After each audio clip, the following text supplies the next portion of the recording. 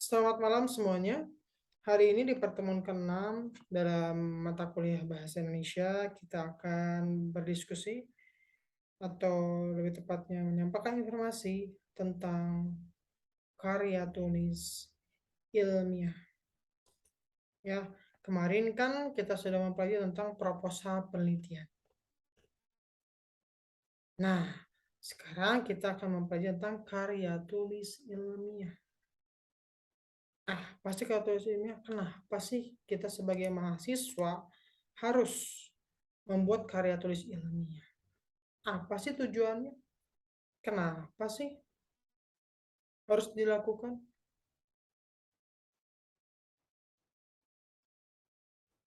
Dan hubungannya dengan ilmu kita apa ya karya tulis ilmiah itu? Nah, kita akan kupas satu-satu. Pertama, karya tulis ilmiah merupakan upaya yang terorganisir dan sistematis untuk menginvestigasi masalah yang spesifik yang membutuhkan suatu solusi. Ya, jadi karya tulis ilmiah ini merupakan salah satu cara yang sistematis terorganisir sebagai seorang mahasiswa Anda, sebagai orang akademik untuk mencari solusi dari masalah atau realitas sosial yang Anda temukan. Kenapa dengan ilmu kita? Kita kan sudah punya ilmu, kita udah tahu teorinya apa, metodenya apa. Nah, nanti mungkin di semester 3 ya, sekitar semester 3 2 Anda akan mempelajari metode penelitian. Nah, Anda mulai bisa membuat karya tulis ilmiah di situ. Jadi ketika Anda melihat realitas, Anda ingin menyelesaikannya, ingin mencari solusi berdasarkan ilmu Anda masing-masing, Anda bisa menggunakan karya tulis ilmiah.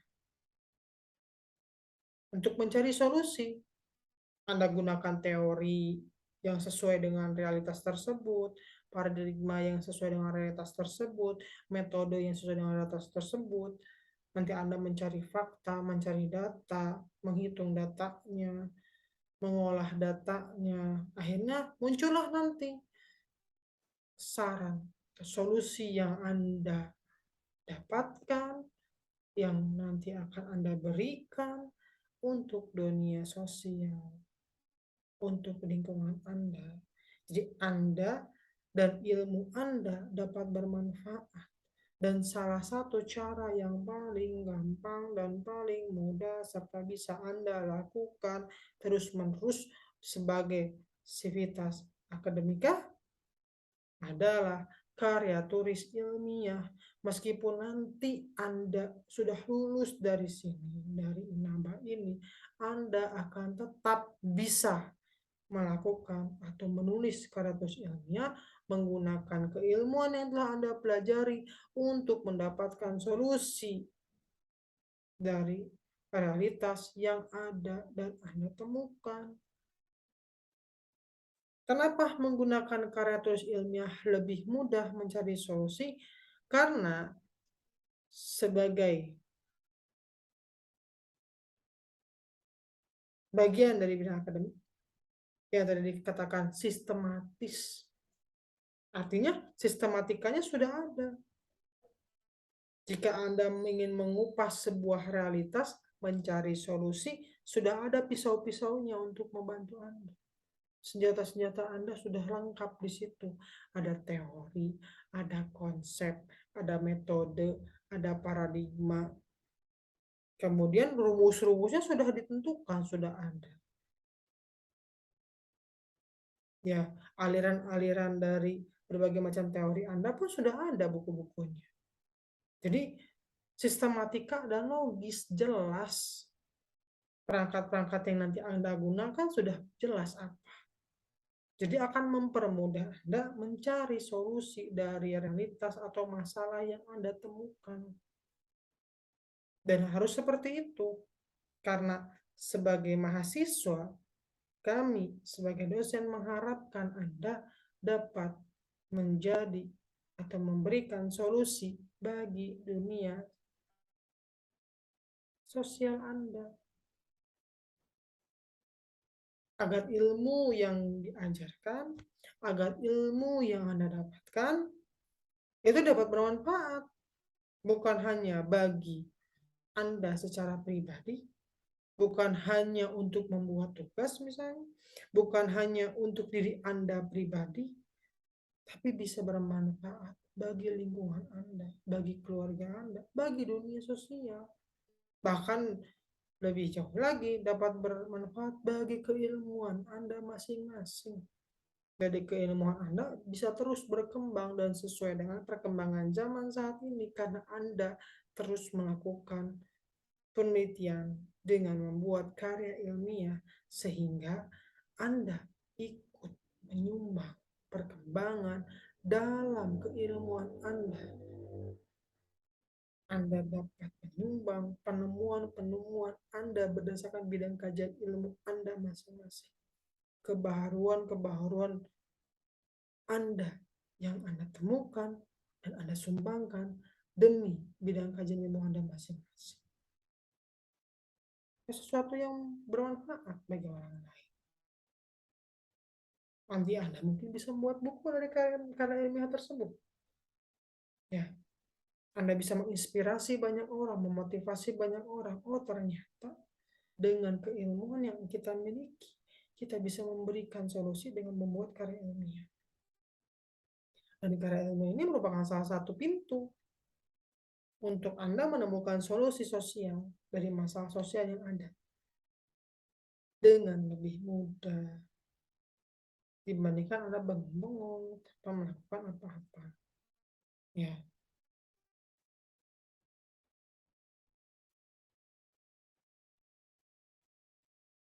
kemudian karya tulis ilmiah. Ya, karya ilmiah adalah satu karangan atau satu tulisan yang disusun secara sistematis dan bersifat ilmiah. Ya, tulisan yang bersifat ilmiah. Sistematis berarti bahwa karangan atau karya tulis tersebut disusun menurut aturan tertentu sehingga kaitan antara bagian-bagian tersebut sangat jelas dan padu. Bersifat ilmiah berarti bahwa karya tulis tersebut menyajikan satu deskripsi, gagasan, argumentasi, atau pemecahan masalah yang didasarkan pada berbagai bukti empirik atau kajian teoritis sehingga para pembacanya dapat merunut atau melacak kebenaran bukti empirik atau teoritik yang mendukung gagasan tersebut. Jadi bukan sembarangan karangan mengarang bebas tanpa adanya aturan ya. Karya ilmiah ini memiliki serangkaian aturan dan sistematis. Ada sistematikanya. Untuk membuat sebuah karya ilmiah, Anda harus melihat realitasnya, membedahnya dengan konsep dan teori, membedahnya dengan metode dan paradigma, menggunakan paradigma, menggunakan rumus-rumus yang sesuai dengan apa yang Anda pilih metodenya. Jadi bukan karangan biasa, karena harus dapat dipertanggungjawabkan secara akademik, secara empirik. Jadi realitas yang Anda lihat itu benar-benar ada realitasnya. Bukan berdasarkan hanya pemahaman Anda pribadi, tapi realitas yang ingin Anda teliti harus bisa dibuktikan secara empirik. Benar tidak ada itu. Anda jangan menyelesaikan masalah yang tidak ada masalahnya sebenarnya. Ya ada-adain masalahnya, nggak boleh begitu. Makanya karya ilmiah ini bersifat ilmiah. Aturannya sudah ada. Aturan mainnya sudah ada. Dan bidang kajian ilmu kalian masing-masing juga punya cara main sendiri. Tapi secara umum, sistematikanya sama, berawal dari realitas, dan realitas itu harus bisa Anda buktikan, benar-benar realitas yang Anda lihat, Anda rasakan, dan Anda alami realitas itu, kemudian realitas itu dibawa dan dibedah dengan materi, dengan teori, dengan konsep-konsep dari bidang kajian ilmu Anda masing-masing. Sehingga nanti muncullah solusi yang bisa Anda tawarkan untuk menyelesaikan masalah tersebut. Ya. Jadi tidak sembarangan ya, bukan maksudnya mengarang bebas, bukan gitu, tapi ada aturannya. Ya. Sekarang ciri-ciri karya ilmiah. Dari segi isi, karya ilmiah menyajikan pengetahuan yang dapat berupa gagasan, deskripsi tentang sesuatu, atau pemecahan suatu masalah. Berupa gagasan, apa contohnya? Pandangan kita. Misalnya, kita ingin meneliti tentang manajemen bisnis di perusahaan X. Nah, manajemen bisnis inilah merupakan pandangan. Karena mungkin kita ingin melihat bagaimana perkembangan manajemen bisnis tersebut di perusahaan tersebut. Nah, menurut perusahaan tersebut, itu memang pandangan dari perusahaan tersebut. Kan mungkin berbeda tuh pandangan manajemen bisnisnya. Mungkin apa yang dilakukan perusahaan tersebut itu berbeda dengan perusahaan lain. Dan itu merupakan pandangan perusahaan tersebut. Nah, gagasan itulah yang Anda saring nanti. Anda lihat, Anda teliti. Bagaimana nih penerapannya di perusahaan tersebut. Dari manajemen bisnisnya misalnya. Kalau tadi saya melihat gagasan, juga mendeskripsikan sesuatu. Contoh, untuk orang komunikasi, logo, makna logo, warna logo, semiotika, gerakan, dideskripsikan oleh Anda gitu. Ya, contohnya perpajakan. Gimana sih ini perpajakan? Ini seperti apa ya? Cara mendeskripsikannya pun beda-beda. Ada dengan tulisan secara deskriptif menulis atau dari angka-angka. Anda punya cara masing-masing nanti. Setiap bidang kajian ilmu Anda masing-masing punya cara mainnya sendiri-sendiri. Ya, kemudian ciri kedua, pengetahuan yang disajikan tersebut didasarkan pada fakta atau data. Data di sini berhubungan dengan kajian empirik atau pada teori-teori yang telah diakui kebenarannya. Ingat ya, semua karya ilmiah itu bisa dilihat kebenarannya karena berawal dari fakta dan data dan menggunakan teori-teori yang telah diakui kebenaran. Teori itu juga diakui kebenarannya karena melewati penelitian yang sangat panjang, bukan berdasarkan satu pandangan seseorang saja. Teori itu. Begitupun dengan konsep-konsep penelitian. Jadi menggunakan berbagai macam pandangan sehingga sudah diakui kebenarannya, diakui validnya untuk keilmuan kita, keilmuan Anda masing-masing. Nah, karya ilmiah pasti berisi hal-hal tersebut. Ada fakta, ada data, ada teori, konsep. Nah, fakta itu benar-benar terjadi, benar-benar kita lihat, benar-benar ada realitasnya. Ketika Anda ingin meneliti tentang logo perusahaan X, itu perusahaannya benar-benar ada, logonya pun mereka benar-benar ada, bukan Anda yang membuat sendiri untuk meneliti. Karena Anda harus menggunakan keilmuan Anda untuk melihat realitas sosial yang ada. Contohnya, Anda ingin selain logo ya, selain logo Anda ingin melihat bagaimana propaganda misalnya pada komunikasi. Kampanye lah yang menurut manajemen ya, kampanye. Gimana tuh kegiatan kampanye? Itu kegiatan kampanye harus ada, lewat apa? Lewat event misalnya. Itu eventnya harus benar-benar ada. Eventnya harus benar-benar ada. Jadi faktanya jelas. Oh ya memang benar eventnya ada. Bukan Anda mengarang sendiri event itu seperti apa. Event Anda nggak perlu mengarang untuk membuat karya ilmiah.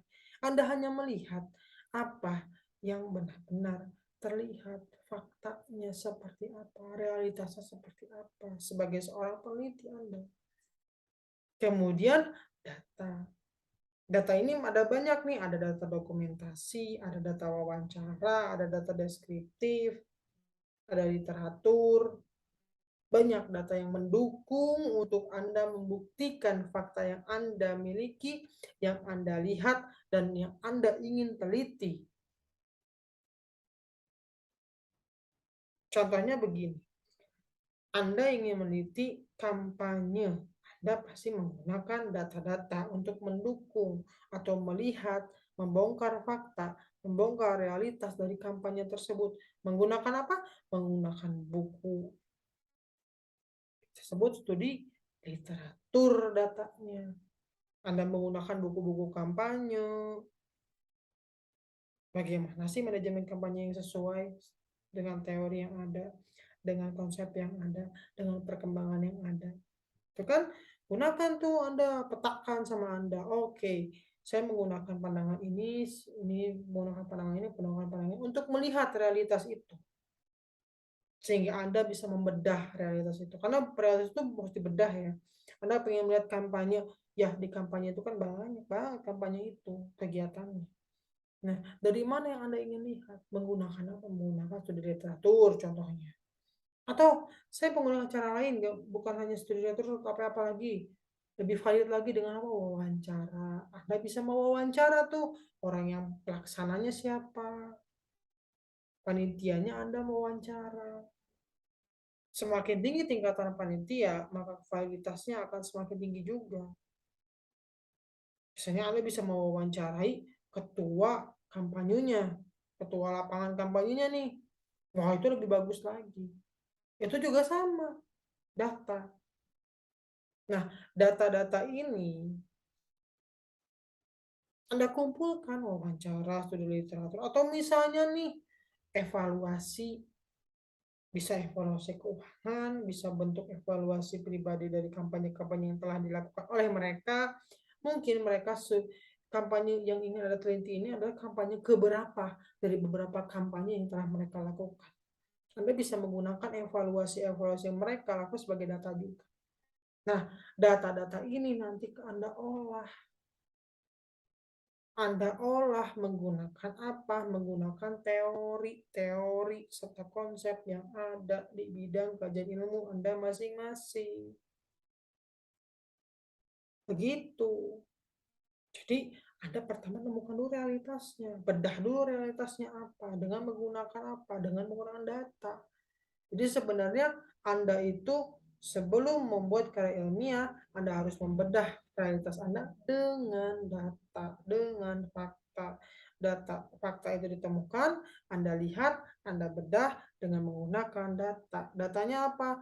Tadi ada wawancara, ada studi literatur, ada evaluasi, ada berbagai macam dan lain sebagainya, termasuk studi dokumentasi.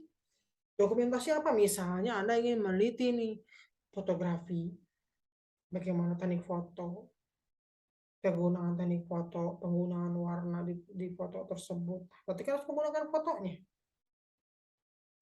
Angle, ekspresi misalnya. Anda ingin melihat sebuah ekspresi, orang psikologi biasanya. Ekspresi sedih. Kamu tuh ada foto-foto orang sedihnya. Nah, itu data-data itu dikumpulkan oleh Anda. Dikumpulkan sebanyak-banyaknya oleh Anda, kemudian nanti Anda olah, Anda petakan lagi, Anda masukkan kepada kerangka pemikiran Anda dalam karya ilmiah Anda itu, kemudian Anda menggunakan teori untuk mengupas-ngupas data-data itu, dikupas sama dengan teori-teori, dengan metode, dengan paradigma yang diakui kebenarannya, bukan ngarang juga kita. Kita menggunakan teori, metode, konsep, paradigma yang sudah diakui kebenarannya. Sehingga lebih mudah, tinggal memilih kan? Oke, fenomenanya ini, faktanya ini, data saya gunakan ini, oh ternyata ini bisa dibedah pakai teori ini. Oke, teorinya ini berarti nanti metodenya ini. metode ini, batu paradigmanya ini. Dan ini tinggal dipilih karena sudah terukur sistematikanya. Sudah Anda tinggal melihat dan nanti Anda akan diperjelas lebih jelas lagi bagaimana karya ilmiah, proses penelitian yang kemarin kita pelajari itu di mata kuliah metode penelitian. Oke, ciri-ciri ketiga, mengandung kebenaran yang objektif serta kejujuran dalam penulisan. Ya, kebenaran yang objektif, sebenar-benarnya. Kalau memang terjadi seperti itu, ya sudah tulis seperti itu. Jangan memaksakan sesuai banget sama teori, karena terkadang teori tidak bisa menjawab realitas yang ada. Anda membutuhkan berbagai macam teori untuk menjawab sebuah realitas, sebuah fakta. Ya, karena ingat, teori ini sudah diakui kebenarannya. Dan teori ini terus berkembang. Begitupun realitas. Terkadang, malah sekarang, satu realitas itu bisa dibedah sama banyak teori. Tinggal Anda kupas saja di situ. Tulis sebenar-benarnya. Kalau memang itu sesuai dengan teori, ya tulis sesuai. Kalau tidak, ya tidak.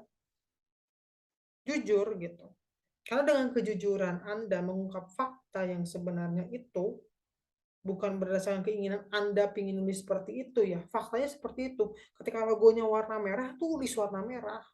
Ketika logonya ada lumba-lumba, ya tulis itu ada lumba-lumba. Misalnya. Kemudian ketika logo yang ingin Anda teliti itu memang ada warna biru, itu tulis warna biru. Jangan Anda mengarang untuk mengirim orang lain sesuai dengan keinginan Anda. Jangan, di karyanya nggak boleh begitu. Tulis sejujur-jujurnya. Anda lihat faktanya seperti itu, tulis. Faktanya tinggal tulis sejujur-jujurnya Anda. Sesuai dengan fakta yang sebenar-benarnya. Dan dapat dibuktikan, diperlihatkan nanti sama publik, sama akademik, sama dosen, sama teman-teman Anda yang melihat tulis Anda. Diperlihatkan, oh ini bukti. Oh iya, ini logonya ya. Oh ternyata seperti ini logonya. Oh ini bentuknya. Begini semiotika segala macam. Jadi tulislah sejujur-jujurnya dan seobjektif mungkin. Jangan menanamkan sesuatu pemahaman pribadi Anda dalam menilai sebuah fakta.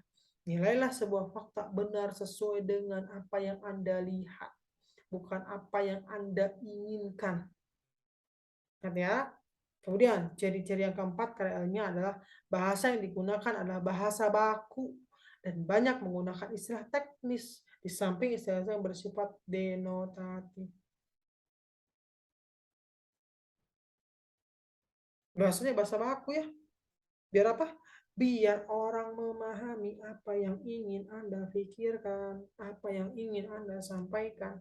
Gunakan bahasa-bahasa baku yang agar mudah dimengerti oleh orang lain, sehingga orang lain memahami apa yang Anda tulis, memahami apa yang ingin Anda teliti, dan memahami pada akhirnya solusi yang Anda berikan. Dengan menggunakan apa? Dengan menggunakan bahasa baku dan menghindari bahasa-bahasa yang memiliki multi makna. Kurangi bahasa-bahasa yang menggunakan multi makna karena mungkin bisa dimaknai berbeda oleh orang lain sehingga akan mengurangi pemahaman orang tersebut terhadap karya Anda, terhadap solusi yang ingin Anda berikan. Mungkin aja bisa salah malah memahaminya karena Anda menggunakan bahasa-bahasa mengandung multi makna. Ya, hindari dan gunakan bahasa baku yang lebih baik. Jadi hindari kata-kata yang multi makna, tapi gunakan bahasa baku yang dapat dipahami oleh banyak orang. Buatlah orang lain memahami dengan tulisan Anda apa yang ingin Anda teliti, apa yang ingin Anda lihat, dan apa yang ingin Anda berikan pada ilmu Anda, pada kajian ilmu Anda. Dengan baik. Ya. Kemudian Ciri-ciri yang kelima adalah sistematika penulisan mengikuti cara tertentu. Nah, ini yang paling penting. Karya ilmiah, sistematika penulisannya sudah ada dan sudah ditentukan. Setiap bidang kajian ilmu Anda masing-masing, manajemen, psikologi, komunikasi, sistem komputer, sistem informasi, itu akuntansi juga semuanya memiliki bidang kajian ilmu Anda masing-masing. Sistematikanya beda-beda, cara mengarahkannya pun berbeda-beda. Ikuti sistematikanya agar Anda lebih mudah lagi mencari solusi, lebih mudah lagi menulis karya ilmiah, lebih mudah lagi untuk menanamkan ilmu Anda atau mempraktekkan ilmu Anda agar bermanfaat bagi masyarakat. Dengan apa? Solusi kan tadi, untuk mencari solusi. Oke. Tujuan penulisan karya ilmiah. Ini lebih apa ya? Lebih tekankan lagi. Karya ilmiah ditulis, dibuat untuk membuat Anda sebagai mahasiswa dapat memberikan bantuan berupa solusi kepada bidang kajian ilmu Anda, universitas Anda, lingkungan Anda, dan masyarakat sosial. Agar apa? Agar semuanya menjadi lebih baik. Ya, agar ilmu Anda itu bermanfaat bagi semuanya. Kemudian, fungsi karya ilmiah mengembangkan keterampilan membaca yang efektif karena harus membaca berbagai rujukan sebelum menulis. Nah, ingat, Anda tidak akan bisa menulis karya ilmiah kalau Anda tidak baca banyak rujukan. Kayak tadi kan, contohnya adalah kampanye nih. Nah, kampanye itu Anda baca banyak buku kampanye nanti agar bisa Anda menjelaskan dengan lebih objektif, lebih baik. Tanpa Anda banyak baca rujukan, Anda tidak akan bisa objektif. Malah nanti akan muncul perspektif atau persepsi Anda sendiri di luar dari rujukan yang seharusnya. Karena buku itu merupakan rujukan yang baik dan bisa dipertanggungjawabkan. Dan harus memilih buku-buku yang bisa dipertanggungjawabkan secara akademik, ya, dalam menulis karyanya. Kedua, fungsi karya adalah memberikan kesempatan berlatih mengintegrasikan hasil bacaan dengan gagasan penulis, kemudian mengembangkannya menjadi pemikiran yang lebih matang.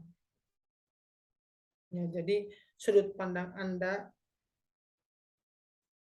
berkembang berdasarkan rujukan dan tulisan yang Anda buat, yang Anda baca, dan yang Anda pahami.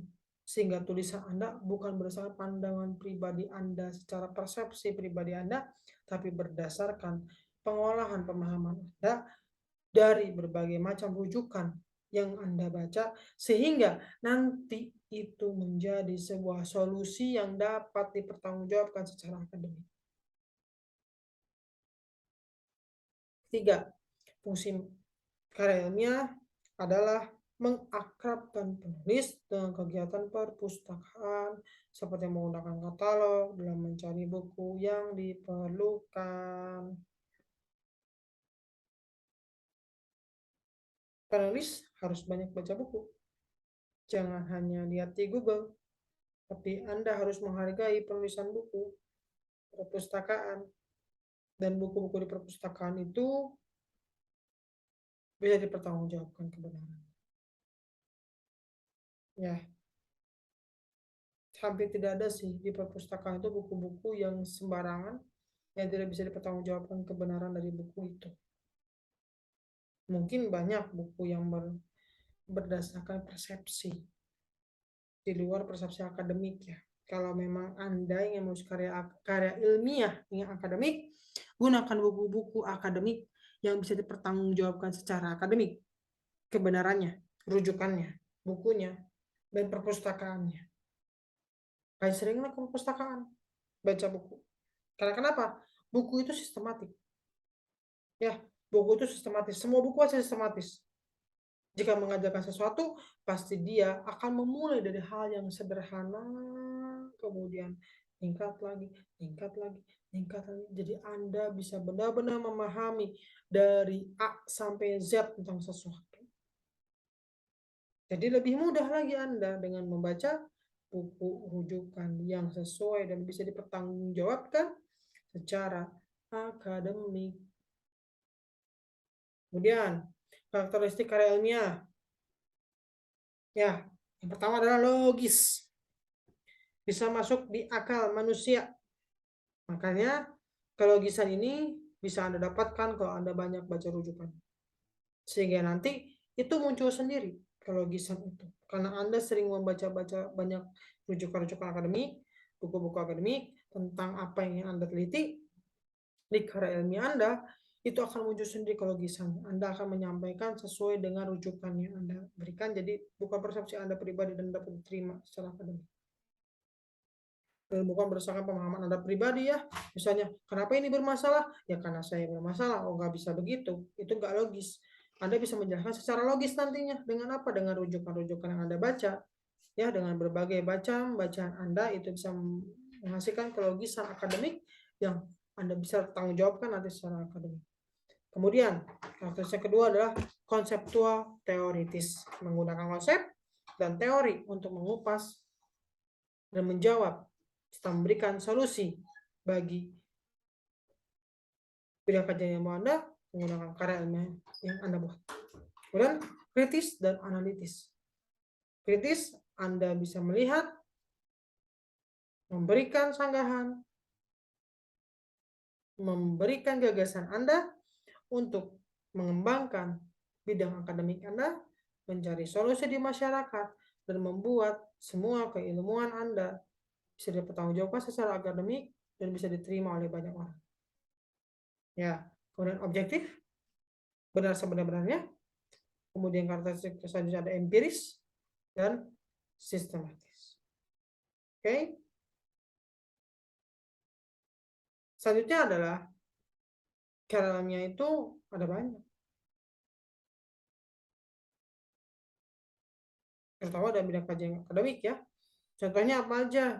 Hasil karya ilmiah adalah buku teks, modul, makalah seminar, simposium, makalah pelatihan, artikel ilmiah, jurnal, paper, pidato ilmiah, diktat, skripsi, tesis, dan disertasi.